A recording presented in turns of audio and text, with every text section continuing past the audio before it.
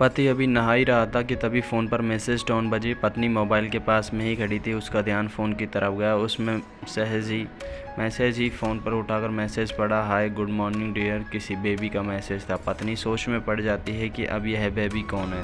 तब तक पति भी नहाकर बाहर आ चुका है। पत्नी उसे किसी बेबी का मैसेज आया बताती है। पति मुस्कुरा देता है, फ़ोन उठाकर उस मैसेज का रिप्लाई करता है, hi baby how are you, और अपने काम में लग जाता है। इस रिप्लाई को भी पढ़ती है। अब हर पल पत्नी के दिमाग में यही विचार कौंधता रहता है कि ये बेबी कौन है। शाम को पति घर आता है। पत्नी उससे पूछती है, यह बेबी कौन है। पति जवाब में सिर्फ मुस्कुरा देता है और फिर से अपने काम में लग जाता है। 2-3 दिन बीत जाते हैं। उन विचारों ने अभी तक पत्नी का पीछा नहीं छोड़ा था और फिर से पति के मोबाइल पर फिर एक बार बेबी का मैसेज आता है, आज तुम मिलोगे कि नहीं, तुम्हारी बहुत याद आ रही है। इस मैसेज ने आग में घी का काम किया। पत्नी का शक और भी ज़्यादा पक्का हो गया। बीच बीच में ऐसे मैसेजेस का आदान प्रदान होता रहता और पत्नी के मन में शक की जड़ें और गहरी होती गई। पति पूछने पर भी जवाब में सिर्फ मुस्कुराहट के और कुछ नहीं कहता। यह सब गुस्सा बनकर तब ज्वालामुखी की तरह फट पड़ता है जब एक दिन उसे अपने पति की जेब में सिनेमा की 2 टिकट मिलती है। पत्नी अपने पति से बहुत झगड़ती है। पति उसे समझाने की कोशिश करता है लेकिन वह कोई भी बात सुनने को तैयार नहीं है। पति को भी उस पर गुस्सा आ जाता है और यह झगड़ा और भी ज़्यादा बढ़ जाता है। गुस्से में पति घर से बाहर निकल जाता है। पत्नी का गुस्सा पति से कई गुना ज़्यादा है। तुरंत वो अपना सारा सामान पैक करती है, एक चिट्ठी लिखती है कि मैं मायके जा रही हूँ हमेशा के लिए, और पति का घर छोड़कर चली जाती है। गुस्सा शांत होने पर जब पति घर आता है तो चिट्ठी पढ़कर उसके होश उड़ जाते हैं। 10 दिन बीत जाते हैं और गांव के उस घर पर डोरबेल बजती है जहां पत्नी रहने चली गई है। पत्नी दरवाज़ा खोलती है। दरवाजे पर 10 साल की एक छोटी बच्ची हाथों में चिट्ठी लिए खड़ी है। वह पत्नी को वह चिट्ठी देती है। बच्ची से वह चिट्ठी लेकर पत्नी चिट्ठी खोलकर पढ़ती है, डियर वाइफ, जिस बेबी की वजह से हम दोनों में इतने झगड़े हुए और तुम हमारा घर छोड़कर यहाँ चली आई, यह बच्ची जो अभी तुम्हारे सामने खड़ी है वह वही बेबी है।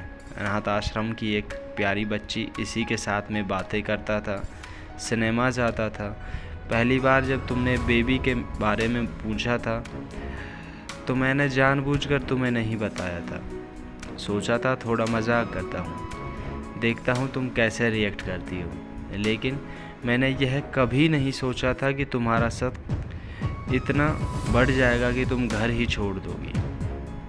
हाँ, सबसे ज़रूरी बात, यह तो बेबी है, वह किसी और की नहीं बल्कि तुम्हारी ही बेटी है। रुको, अपने आप को संभालो और आगे की बात ध्यान से पढ़ो। हमारी शादी के 2 साल पहले की यह बात है। तुम अपने कॉलेज के लास्ट ईयर में थी। तुम्हारे प्रोफेशन में नोट्स लेने के बहाने तुम्हें बुलाया था और तुम्हें चाय के इन नशीले दवा खिलाकर ना करने वाला काम किया था। इसमें तुम्हारी कोई गलती नहीं थी, लेकिन कुदरत ने अपना काम किया और तुम्हारे पेट में इस बेबी को डाल दिया।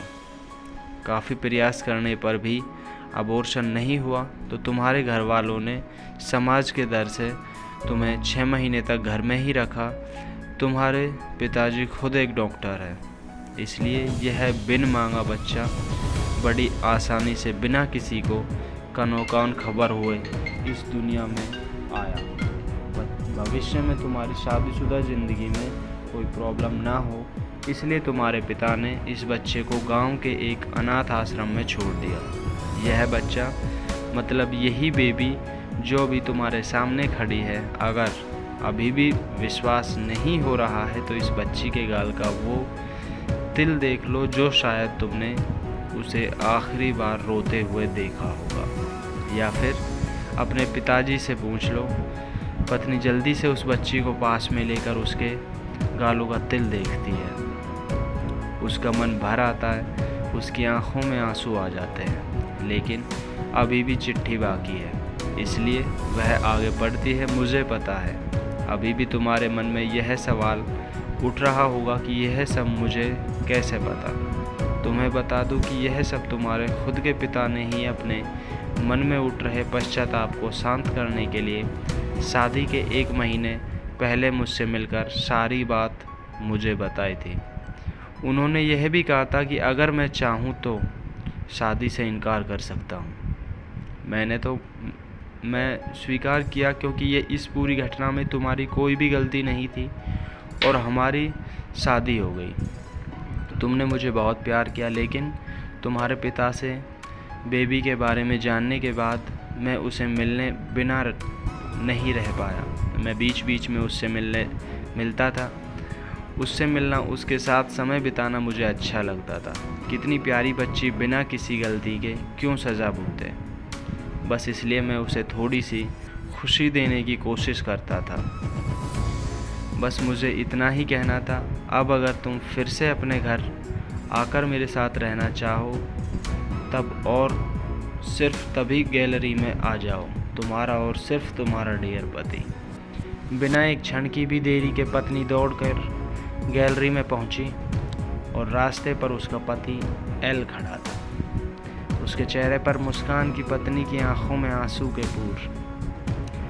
कारण कुछ भी हो, अपने दोनों के बीच में कभी भी सबको थोड़ी सी भी जगह मत दो, क्योंकि दुनिया में हर बीमारी का इलाज है, लेकिन शक नाम की बीमारी का कोई इलाज नहीं है।